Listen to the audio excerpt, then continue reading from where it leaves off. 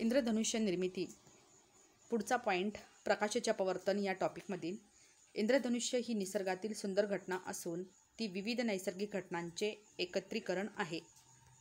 इंद्रधनुष्य हे प्रकाशाचे अपस्करण, अपवर्तन आणि आंतरिक परावर्तन या तीनही घटनांचा एकत्रित परिणाम आहे.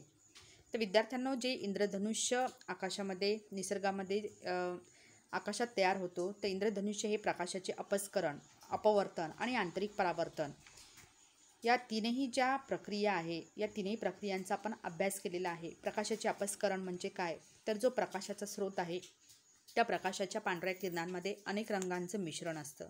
तर ज्यावेळेस हे रंग स्प्लिट होतात, एकमेकांपासून विलग होतात, त्यावेळेस आपण प्रकाशाचे अपस्करण म्हणतो.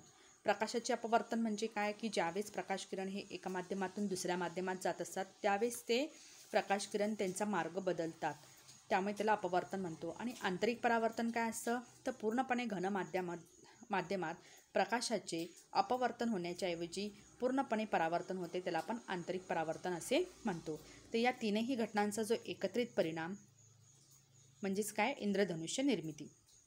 प्रामुख्याने पाऊस पडून गेल्यानंतर आकाशात इंद्रधनुष्य दिसत असते. पाण्याचे अगदी लहान थेंब छोट्या लोलकाप्रमाणे कार्य करतात. जेव्हा वातावरणातील पाण्याच्या लहान थेंबांमध्ये प्रकाशकिरण प्रवेश करतो तेव्हा पाण्याचे थेंब सूर्यप्रकाशाचे अपवर्तन व अपस्करण घडवून आणतात. नंतर थेंबाच्या आतमध्ये आंतरिक परावर्तन होते आणि शेवटी थेंबाबाहेर येताना आकृतीत दाखविल्याप्रमाणे त्याचे पुन्हा अपवर्तन होते. या सर्व नैसर्गिक घटनांचा एकत्रित परिणाम म्हणजे सप्तरंगी इंद्रधनुष्याच्या स्वरूपात पाहावयास मिळतो. आता या ठिकाणी आकृती दाखवल्याप्रमाणे हे जे छोटे छोटे पावसाचे थेंब आहे ते एखाद्या ग्लास प्रिझमप्रमाणे कार्य करतात.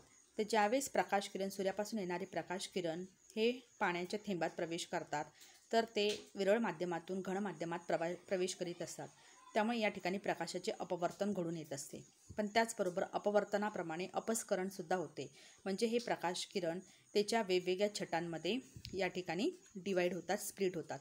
त्यानंतर पूर्ण आंतरिक परावर्तनामुळे हे प्रकाशकिरण या घन माध्यमातून म्हणजे या पाण्याच्या थेंबामधून बाहेर पडण्याच्या ऐवजी त्याचे आंतरिक परावर्तन होते आणि पाण्याच्या थेंबातून बाहेर पडत असताना परत त्याचे अपवर्तन होते आणि त्याचबरोबर अपस्करण होते.